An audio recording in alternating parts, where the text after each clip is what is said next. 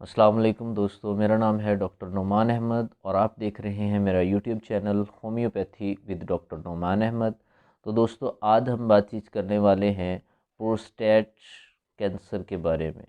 Prostate क्या होता है, प्रोस्टेट का कैंसर क्या है, कैसे होता है, इसके काजेज़ क्या हैं, इसकी वजूहात क्या हैं, और साथ ही साथ हम जानेंगे कि इसके साइन एंड सिम्टम्स क्या हैं, प्रोस्टेट कैंसर क्यों होता है। तो चलिए दोस्तों, शुरू करते हैं। प्रोस्टेट कैंसर जो बुनियादी तौर पर होता है, ये असल में प्रोस्टेट के अंदर ओवर ग्रोथ होनी शुरू हो जाती है। बाज़ औक़ात वहाँ पर ट्यूमर्स बनना स्टार्ट हो जाते हैं, या बाज़ औक़ात वहाँ का हिस्सा जो है वो गल सड़ जाता है, जिसकी वजह से उसमें कैंसर होने का अंदेशा होता है।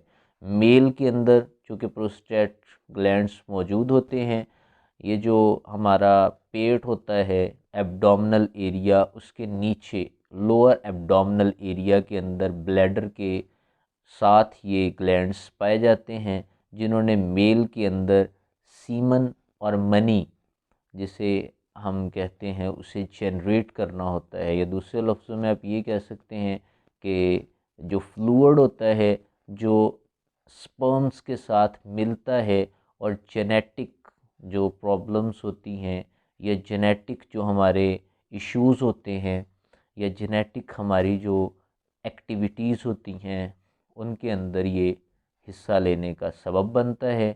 वो जेनेटिक मटेरियल जो है वो उन ट्यूब्यूल्स के ज़रिए निकलता है जो प्रोस्टेट में होती हैं।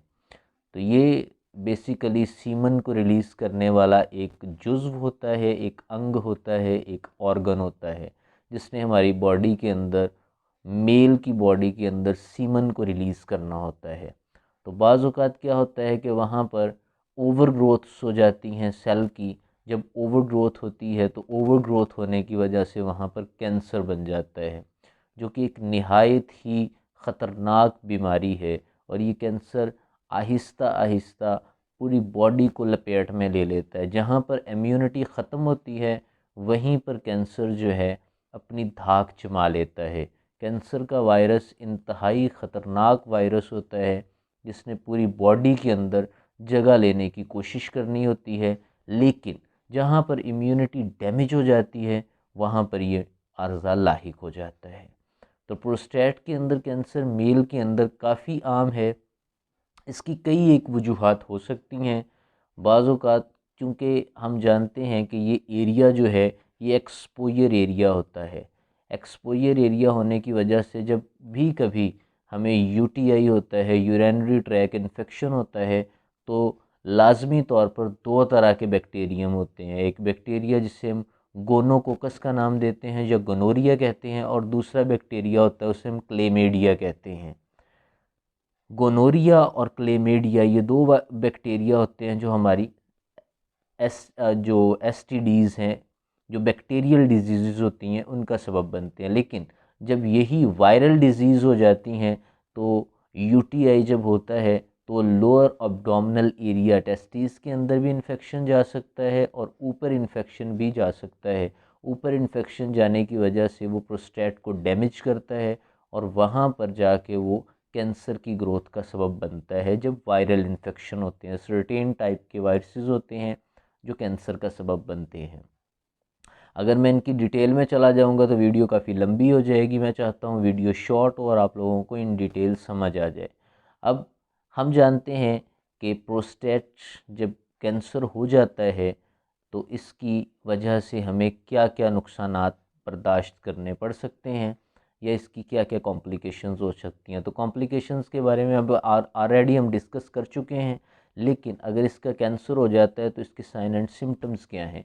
पेशेंट जो है उसे काफ़ी ज़्यादा दर्द होता है, और बाज़ औक़ात ये दर्द इंतहाई शिद्दत इख्तियार कर जाता है और प्रोस्टेट बढ़ जाता है। बाज़ औक़ात जब प्रोस्टेट बढ़ते हैं तो उन्हें यूरिनेशन पास करने में बहुत दिक्कत होती है, और इसमें बाज़ औक़ात गुदूद भी बन जाते हैं। वो कैंसर से अलग हैं, वो कैंसरस भी हो सकते हैं और नॉन कैंसरस भी हो सकते हैं। जब वो गुदूद फूलते हैं तो प्रोस्टेट तब भी थोड़ा सा फूल जाता है, जो कि मेल के लिए यूरिनेशन के प्रोसेस में रुकावट का सबब बनता है, और उनके लिए तकलीफ़देह होता है। फिर नाली लगानी पड़ती है जिसकी वजह से वो कैथेटर गुजारने से भी तकलीफ़ होती है, और फिर उसमें जब यूरिन भर जाता है तो उसे बार बार रिलीज़ करना पड़ता है। तो ये एक इंतहाई मुज़र डिज़ीज़ है। तो इससे कैसे बचा जाए? एसटीडीज़ जो हैं, सेक्सुअली ट्रांसमिटेड डिज़ीज़, वही इसका सबब बनती हैं मोस्टली। तो हमें सेफ़ कांटेक्ट करना चाहिए। अगर इंटरकोर्स करना है तो इस्लाम ने एक बहुत उम्दा तरीका बताया है निकाह का, वो बेहतरीन तरीका है। उससे हम इस बीमारी से छुटकारा हासिल कर सकते हैं। बाज़ औक़ात ये फैमिली हिस्ट्री में भी होता है, कुछ लोगों की फैमिली के अंदर ये कैंसर जो है वो पेरेंट टू ऑफस्प्रिंग चलता है, और ये उनकी औलादों तक भी मुंतकिल होता है। हम जानते हैं कि होम्योपैथी में हम प्रोस्टेट कैंसर का इलाज कैसे करते हैं। तो 3 मेडिसिन, बहुत चोटी की मेडिसिन्स हैं सिर्फ कैंसर के मरीज़ों के लिए। ये बहुत अच्छी मेडिसिन है, जिसमें सबसे पहली मेडिसिन जो है वो है सोरेनियम। सोरेनियम दोस्तों सीएम पोटेंसी में ली जाती है, और सोरेनियम 1 माह में सिर्फ 1 दफ़ा सिंगल डोज दी जाती है। दूसरी मेडिसिन है बेसिलिनम। बेसिलिनम दोस्तों सीएम पोटेंसी में ली जाती है, और इसकी भी सिंगल डोज 1 माह बाद दी जाती है। जब सोरेनियम ले ली जाती है, सोरेनियम लेने के बाद जो अगली मेडिसिन होती है वो हम बेसिलिनम देते हैं। बेसिलिनम दोस्तों एक नोसोड होता है। बेसिलिनम बहुत अच्छा वर्क करती है इन केस ऑफ कैंसर। दुनिया में जितने भी वायरसेस हैं उनमें बेसिलिनम जो है ये बहुत अच्छा वर्क करती है। उनके ख़िलाफ़ इम्यूनिटी जो है उसे खड़ा करने में, इम्यूनिटी को स्ट्रॉन्ग करने में, इम्यूनिटी हमारी जो है ये तैयार हो जाती है। इसे पता चल जाता है कि मेरे अंदर कोई ना कोई थ्रेट मौजूद है। तो क़ुव्वत हयात एक ऐसा मादा होता है, इस मादे ने हमारी बॉडी को आगाह करना होता है। ये मादा हमारी बॉडी के अंदर मौजूद होता है, और क़ुव्वत हयात ही होती है जो हमें काफ़ी डिजीज़ से बचाती है। इसे ही इम्यूनिटी का नाम दिया जाता है। तो तीसरी मेडिसिन जो है उसका नाम है पायरोजिनम। 2 माह बाद, यानी फर्स्ट सोरेनियम ली गई, सेकंड मंथ में बेसिलिनम ली गई सीएम पोटेंसी में सिंगल डोज, और जो थर्ड मंथ है उसमें पायरोजिनम सिंगल डोज़ ली जाती है। इससे मरीज़ आहिस्ता आहिस्ता सेहतयाब होना शुरू हो जाता है।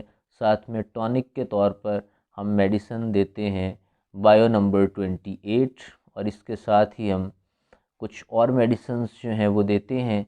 तो इनसे मुकम्मल तौर पर मरीज़ जो है वो आहिस्ता आहिस्ता सेहतयाब होने लग जाता है। विद इन 2 मंथ्स 3 मंथ्स उसे काफ़ी ज़्यादा फ़ायदा महसूस होता है। उसे कॉन्टीन्यूसली ये मेडिसिन 6 मंथ के लिए जारी रखनी पड़ती है, और आहिस्ता आहिस्ता प्रोस्टेट ग्लैंड्स के कैंसर का मसला मुकम्मल तौर पर ठीक हो जाता है। मैं उम्मीद करता हूँ आपको ये वीडियो पसंद आई हो। नेक्स्ट वीडियो तक के लिए अल्लाह हाफ़िज़।